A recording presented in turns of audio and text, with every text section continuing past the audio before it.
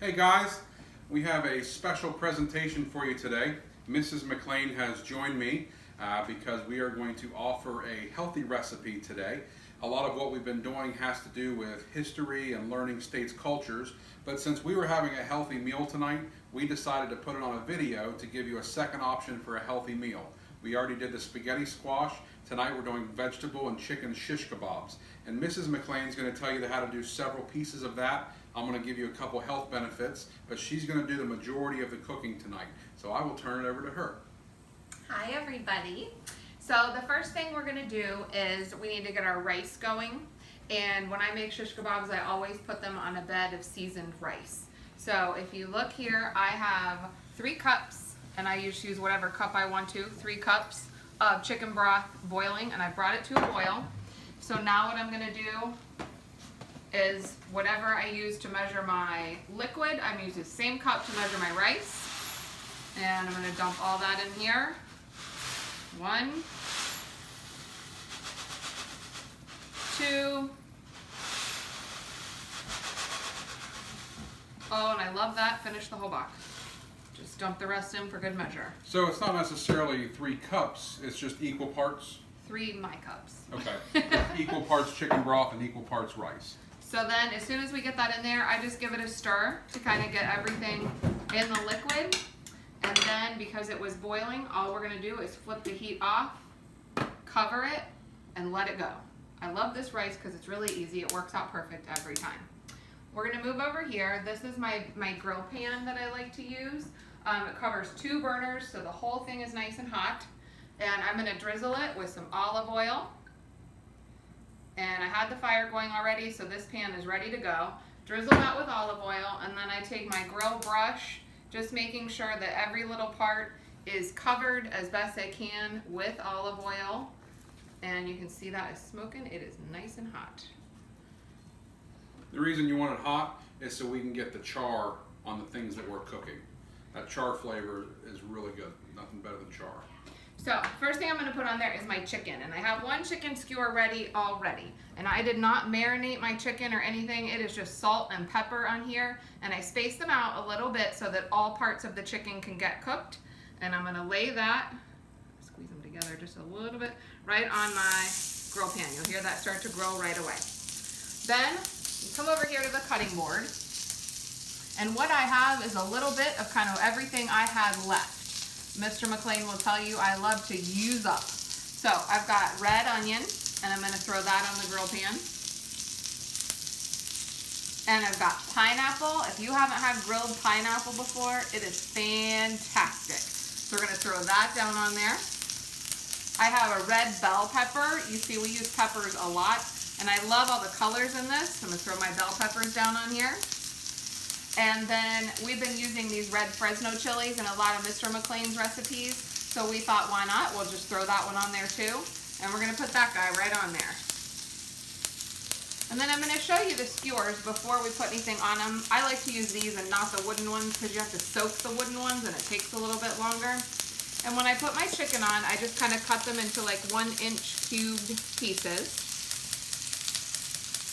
And spread them out a little bit. That way you're making sure to get all pieces or all sides of your chicken grilled up nicely and evenly.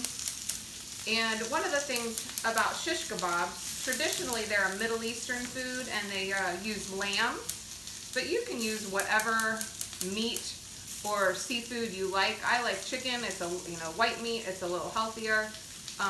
Kind of in our house, Mr. McLean is the fun cook, and he does all the brave and daring and lots of different parts to them, dishes. I do most of the weeknight cooking for everybody, and that's a lot to do sometimes for 5 people, making sure I get everybody their fruits and vegetables and making food that everybody likes. So between all of this, we're kind of getting that covered. And then I'm sure you've watched, and we love mushrooms. So I'm going to grab these mushrooms, and we popped the little buttons out of these button mushrooms, and they slide really nicely right on to your skewer, just like everything else. Throw those on there. Not everybody will eat these, but that's all right. We're going to grab one of those. We've got that going. Everything's kind of grilling up. And we're going to leave them on there until they get nice and seared and get a great crust on them. And that way we're getting them cooked all the way through. Another thing I love is grilled tomatoes, but I'm not going to throw those on until right at the end because I don't want them to pop and the juice to get everywhere, because that'll make this pan really sticky and messy. So I'm going to turn it over to Mr. McLean so he can talk to you about the health benefits of everything. And I'm going to check on the rice. So one thing when you're grilling the vegetables and the chicken, you want to let them go long enough and not turn them, because if you keep turning them, they're not going to cook. They will stick to the pan if they're not ready to be turned. So just leave them on there. Don't keep turning them, just like on a regular grill. You don't want to keep flipping hamburgers over and over or steaks. You just let them cook, flip them one time, and you're done. Okay? We've talked about a lot of these vegetables before and fruits. We talked about the benefits of red peppers. We talked about mushrooms. We talked about the Fresno peppers. Red onion, which is actually a purple vegetable. They call it red, but it's a purple vegetable. We've talked about that. We have two things that we haven't talked about that we're using today. The first thing is tomatoes. And if you come up here and look at the tomato actually has seeds in it. So the seeds are going to classify the tomato as a fruit, because it's a seed-bearing fruit and vegetable, which is going to make it a fruit. But the health benefits make it a vegetable. So there's always that old argument of, is a tomato a fruit or is a tomato a vegetable? It's a fruit because it has seeds. It's a vegetable because of its health benefits. The reason things are classified as vegetables is because of their lack of carbohydrates and sugars. And tomato does not have a lot of carbohydrates and sugar in it, so it's actually a vegetable when it comes to the nutrition of it. So it's both a fruit and a vegetable for those reasons. Tomatoes have lots of vitamin A, vitamin C, vitamin K, lots of vitamins in tomatoes. The other thing we're going to talk about is pineapple. I love pineapple. It's in my top 3 favorite fruits. When it's ripe, it's amazing. Pineapple also has vitamin A, vitamin C. Pineapple is really, really good for digestion. If you have trouble digesting foods or acid reflux, pineapple is really good for digestion. Now, interestingly, pineapple has acid in it, so it kind of hurts your acid reflux, but it also helps you to digest food. So there's lots of benefits of both of these things, and as always, they have antioxidants in them and help your immunity just like any other fruit and vegetable that we use. But those are the specific benefits of those two things. Looks like we're ready to start turning our fruits and vegetables and chicken. So I'm going to turn the chicken first, and these skewers get hot. But as soon as we start getting it flipped, you can see those grill marks are coming,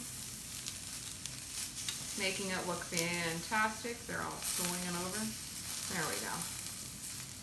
And I'll show you the pineapple, because that is what looks so pretty once it gets those grill marks. Flip that over. Oh. So the sugars that are coming out of your pineapple are starting to caramelize there on the skewers, getting those grill marks, and they look fantastic. One of the things that he didn't mention that we always try to do with our kids is try to make them make their plate as colorful as possible. If they make their plate and the food they're eating as colorful as possible, then you know you're getting lots of great nutrients, lots of vitamins and minerals that you need, and like we keep talking about, it couldn't be a better time to be doing that than right now. And I just checked our rice. It's coming along fantastic. And let's show them the two things we're going to put in our rice. I like to add flavor to things by not adding calories and fat. I like to add flavor as healthy as I possibly can. So what we're going to do to our rice, I cooked it in the low sodium chicken broth so it doesn't have a ton of salt. And then once it's all finished, we're going to add the juice of 3 limes and about 2 or 3 tablespoons of cilantro. So what you saw him just do there was roll out the lime, and why he does that is it releases all the juices and oils inside of the lime so that when we go to squeeze it, we get as much out of it as we possibly can. We can even add lime zest at the end, because the zest of any lemon or lime or orange is going to pack something full of flavor. If you ever make something like key lime pie, add zest to it, it gives it a ton of flavor.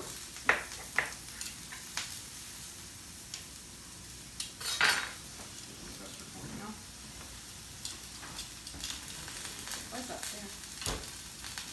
So we're just going to keep working on turning these, getting all that flavor.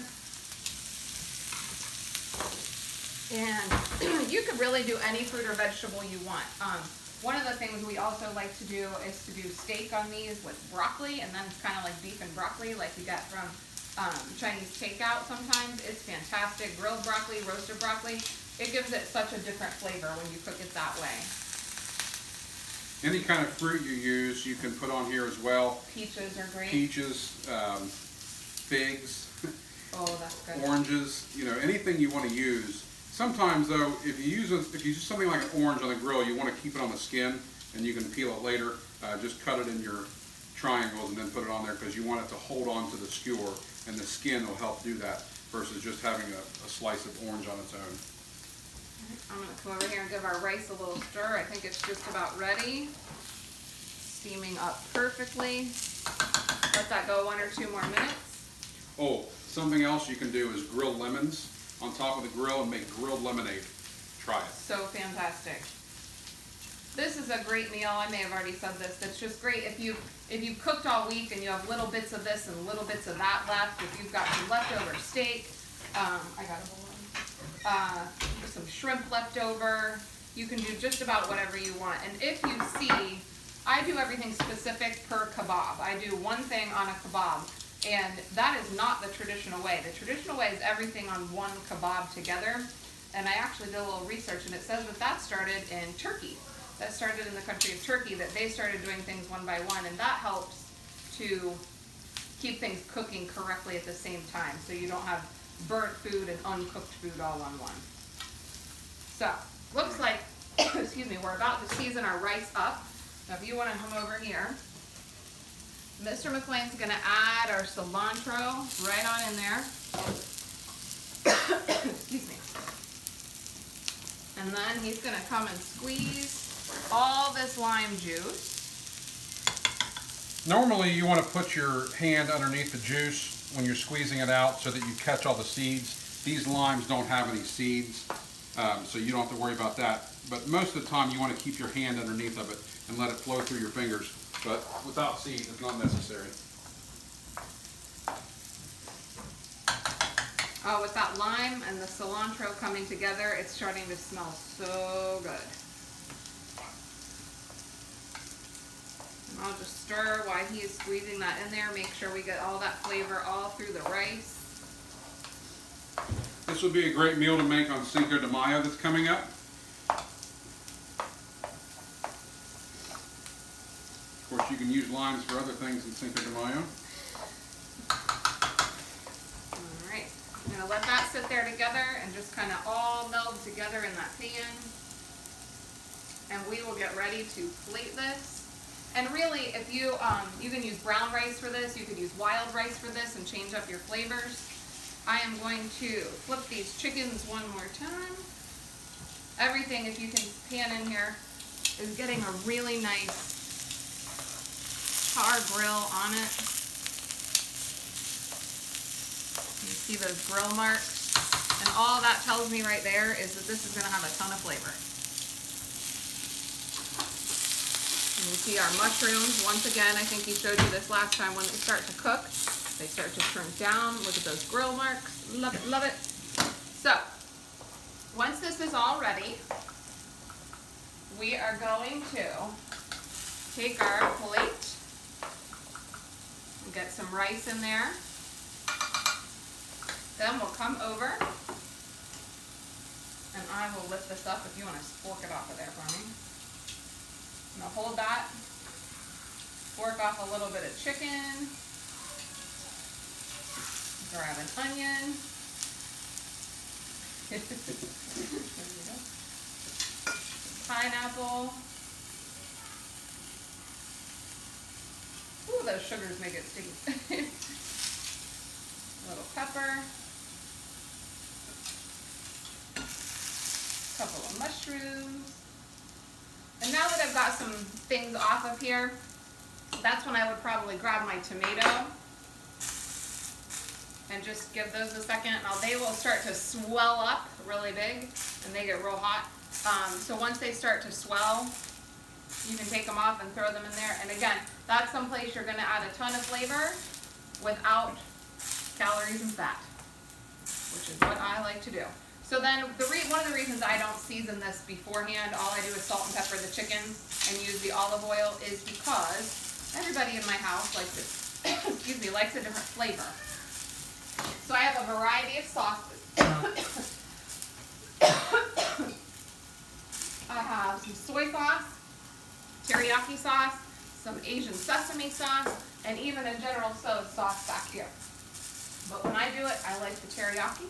So I grab this, just drizzle a little bit over like that. Come on up and look at it. And give it a stir. And that is our shish kebab night. Shish kebabs and cilantro lime rice. Very healthy, very tasty.